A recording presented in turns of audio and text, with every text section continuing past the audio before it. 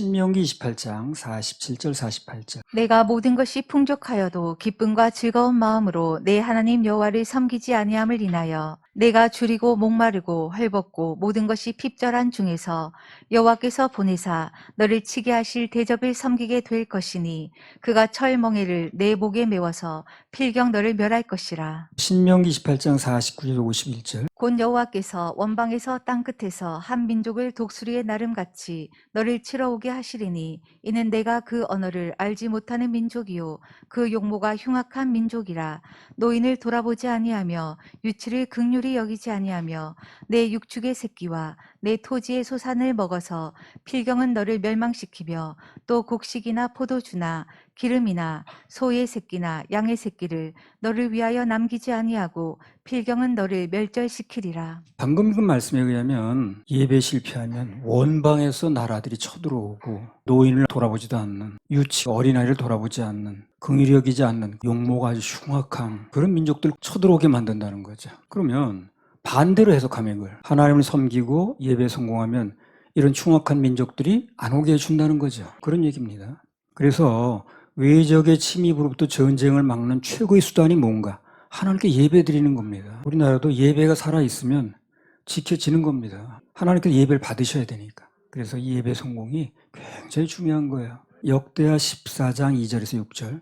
아사가 그 하나님 여호와 보시기에 성과 정의를 행하여 이방 제단과 산당을 없이 하고 주상을 회파하며 아세라 상을 찍고 유다 사람을 명하여 그 열조의 하나님 여호와를 구하게 하며 그 율법과 명령을 행하게 하고 또 유다 모든 성읍에서 산당과 태양상을 없이 하며 나라가 그 앞에서 평안함을 얻으니라.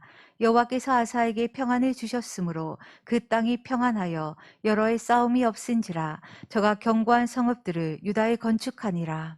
보세요. 아사가 마음을 오로지 해서 중심을 다해서 하나님만 섬기니까 예배에 성공했다고 말이죠. 하나님께서 그 땅에 전쟁이 없게 하셨다 그러잖아요. 이게 그 얘기예요. 그러니까 예배에 성공하면 전쟁을 막아주시는 거예요. 그 예배를 받으셔야 되니까. 교회가 중심을 다해서 예배 드리면 우리나라의 전쟁도 막아주시고 애국하는 길도 되는 것입니다. 할렐루야. 우리 하나님께 박수 올려드려요. 여호와께서 아사에게 평안을 주셨으므로 그 땅이 평안하여 여러 해 싸움이 없은지라. 평안함을 얻으니라. 하나님께서 평안함을 주시니까 그 땅에 전쟁이 없더라는 거거든. 그동안 우리나라에도요 70년 동안 평화가 있었다고 얘기를 했습니다만 전쟁 위험이 없었던 게 아니에요. 우리나라도 여러 번 있었습니다. 전쟁을 그때마다 막아주셨습니다. 왜냐하면 이 땅에서 예배드리는 하나님의 자녀들이 있으니까. 그러니까 이 하나님께 예배에 성공하면 전쟁을 막아주신다는 이 얘기가 아사 때나 지금이나 똑같습니다. 하나님께서 예배드리는 개인, 가정, 민족을 철저하게 보호하십니다. 예배는 하나님의 필요거든요. 그동안 하나님께서 우리 여러 차례 지켜주셨습니다. 전쟁의 위험이 여러 차례 있었어요. 그때마다 하나 지켜주셔서 평화가 유지가 된 겁니다. 할렐루야. 우리 하나님 박수 올려드립니다. 신명기 28장 52절. 그들이 전국에서 내 모든 성읍을 에워싸고 내가 의뢰하는 바 높고 견고한 성벽을 다 헐며 내 하나님 여호와께서 내게 주시는 땅의 모든 성읍에서 너를 에워싸리니. 그들이 전국에서 내 모든 성읍을 에워싸고 내가 의뢰하는 바 높고 견고한 성벽을 다 헐며 그랬습니다. 그러니까 하나님 외의 것으로 성벽을 삼으면 결국 그게 어떻게 됩니까? 다 헐리는 거예요. 나중에 그 열심히 쌓는데 다 헐려요. 역사상 많은 사람들이, 많은 나라들이 자기가 쌓아놓은 성벽을 의지하다가 다 어떻게 된 거야? 나중에 다 망했습니다. 그게 의지하겠다고 그래가지고 그렇게 기둥을 엄청나게 아름드리게 세워놓고 돌을 갖다 엄청난 걸 날라다 놓고 해도 다 허물었잖아. 지금이야. 남아있는 게 별로 없어. 온전히 남아있는 게 거의 없습니다. 그러나 하나님을 산성 삼으면 몇천 년 지나도 그대로 있습니다. 예수 그리스도는 어제나 오늘이나 영원토록 동일하거든요. 예수 그리스도를 성벽으로 삼으면, 하나님을 산성으로 삼으면 영원토록 완전합니다. 근데 세상에 눈에 보이는 걸 가지고 하면 아무리 큰 돌을 갖다 놔도 철문을 세워도 다 망가지는 거예요. 이게. 온전히 남아있는 게 지금 별로 없어요. 다 허물어지고. 그가 의뢰하는 성벽이 뭐든 그것이 하나님이 아니면 결국은 다 무너집니다. 처음부터 그런 건 의지할 필요가 있다 없다? 없는 거예요. 결국 무너질 건데 뭘 그걸 의지하나. 원래 성벽 쌓기 시조가 누구냐면요. 창세기 4장 16절 17절. 가인이 여호와의 앞을 떠나 나가 에덴 동편 노 땅에 거하였더니 아내와 동침하니 그가 잉태하여 에녹을 낳은지라. 가인이 성을 쌓고 그 아들의 이름으로 성을 이름하여 에녹이라 하였더라. 그때나 이때나 하나님을 떠난 인간들은 불안합니다. 안정감이 없어요. 뭐라도 만들어 놔야 되는 거예요. 그래서 가인이 하나님 앞을 떠나니까 불안하거든. 그럼 제일 먼저 만든 게 이제 성인 거예요, 그게. 그래서 오늘날도 하나님을 떠난 사람은 뭔가 성벽을 쌓습니다. 돈으로 성벽을 쌓든, 권력으로 성벽을 쌓든, 학력으로 성벽을 쌓든, 뭔가를 가지고 각종 성벽을 쌓아요, 그렇게. 그리고 스스로 그 안에 갇혀 살아. 우리 하나님의 자녀들은 나를 보호하는 성벽은, 산성은 오직 하나님이시라고 믿는 겁니다.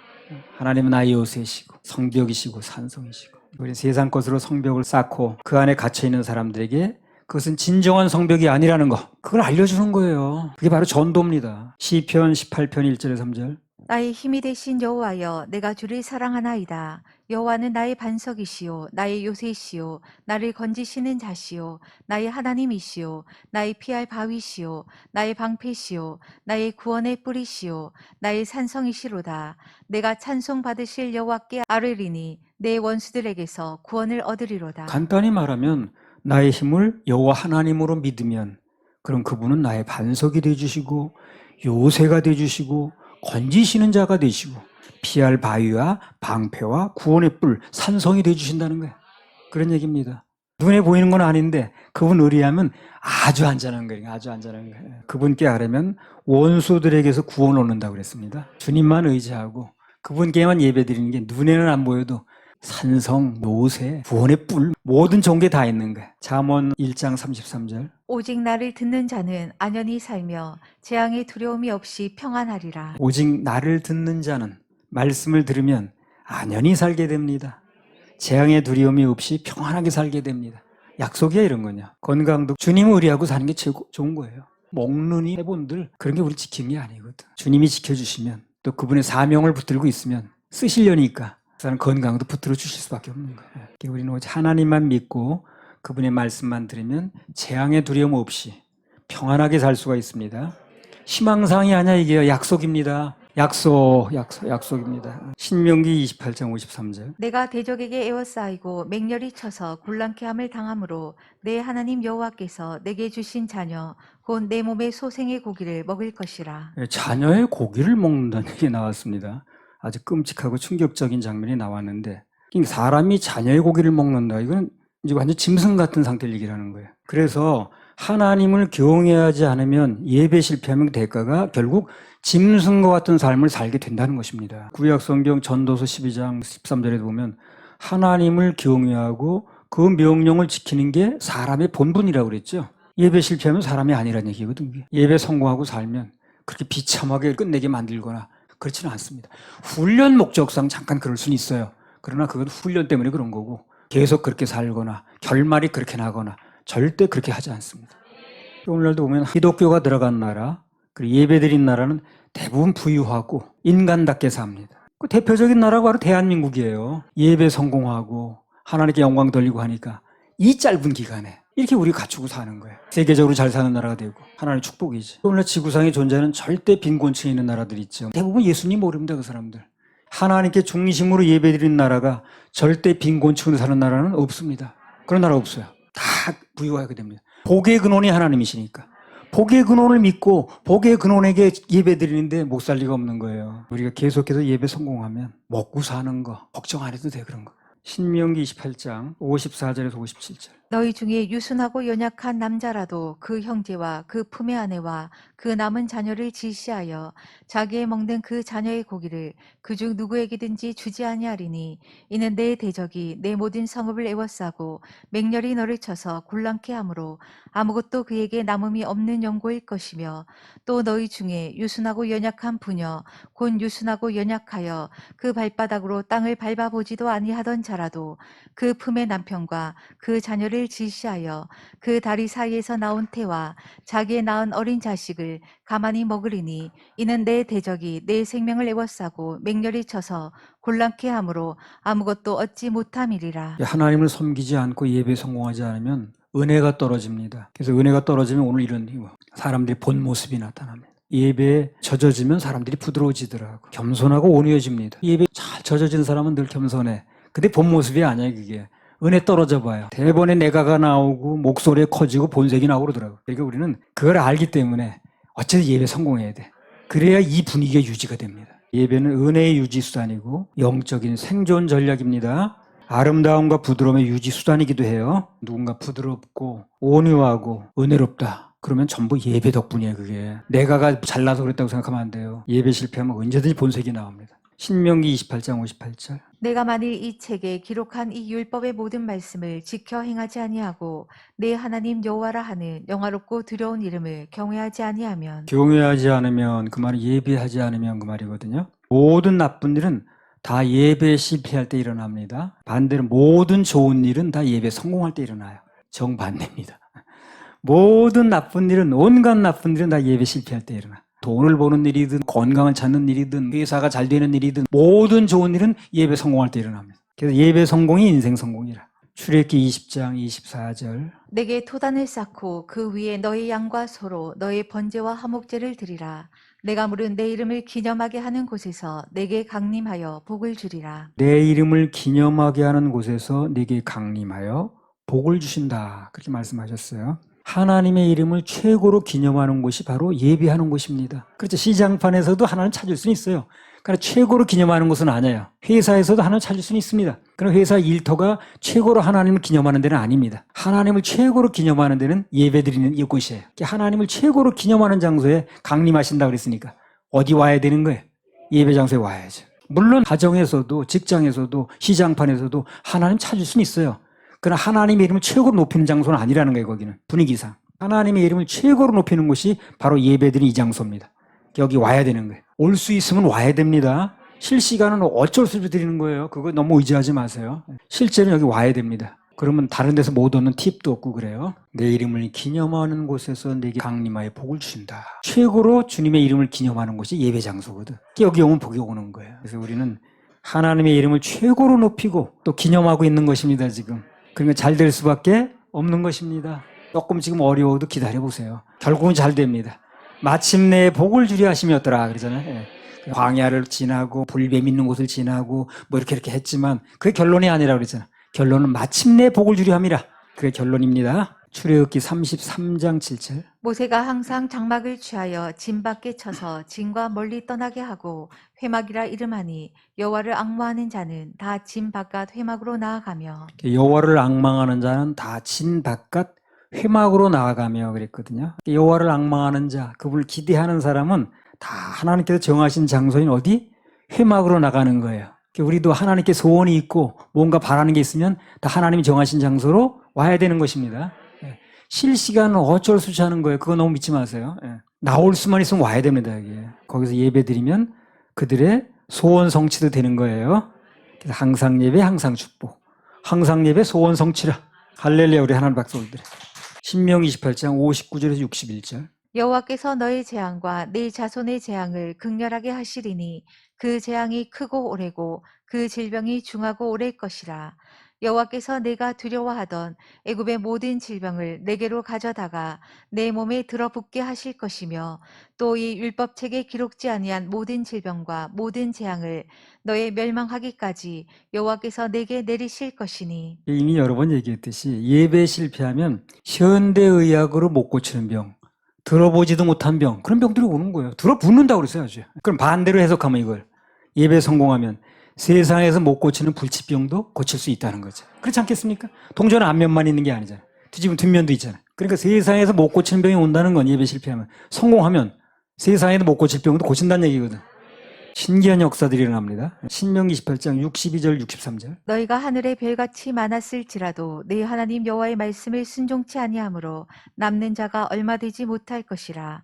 이왕의 여호와께서 너희에게 선을 행하시고 너희로 번성케 하시기를 기뻐하시던 것 같이 이제는 여호와께서 너희를 망하게 하시며 멸하시기를 기뻐하시리니 너희가 들어가 얻는 땅에서 뽑힐 것이요. 심지도 않은 거 거두게 하시고 짓지 않은 집에 살게 하셨거든. 그리고 반대로 예배 실패하면 반대 현상이 일어난다는 거예요. 지어놓고도 못 살고 농사 지어놓고도 못 먹고 이렇게 된다는 거예요. 정반대가 되는 거예요. 원래 깊이 사랑하는 사이일수록 변하면 오히려 완전 미움 사이로 바뀝니다. 사랑만큼 미움으로 바뀌는 거예요. 그게 미움이라는 게 사랑의 다른 표현이거든. 그게 특별히 미워하는 마음도 사랑의 다른 표현일 수가 있습니다. 하나님께서 우리 지극히 사랑하시기 때문에 절대로 무관심하지 않습니다. 사랑하는 사이는 무관심하지 않아요. 무관심은 사랑하지 않아서 그래요.